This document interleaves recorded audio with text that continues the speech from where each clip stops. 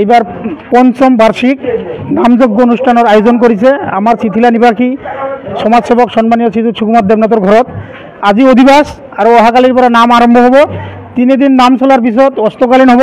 গতিকে আমাৰ ফালৰ পৰা আমি সকলো জাতি বৰ্ণ ধৰ্ম ভাষা নিৰ্বিশেষে সকলোকে এই নাম শুনিবলৈ আমি আহ্বান জনাইছোঁ। লগতে অস্তকালীনত যিবিলাক আমাৰ ধাৰ্মিক মানুহ ইয়াত আহি অংশগ্ৰহণ কৰিব, সুদূৰ কলকাতাৰ পৰা আহিব।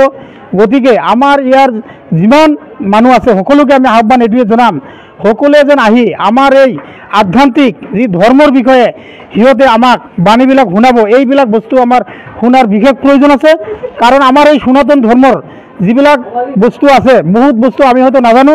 সেই নাজানা বস্তুবিলাক আমি সকলোৱে শুনি পেলাই আহৰণ কৰিম বুলি আমি সকলোৱে আশাবাদী। ধন্যবাদ। এইবেলিও শুভাৰম্ভ হ'ল কি কয়?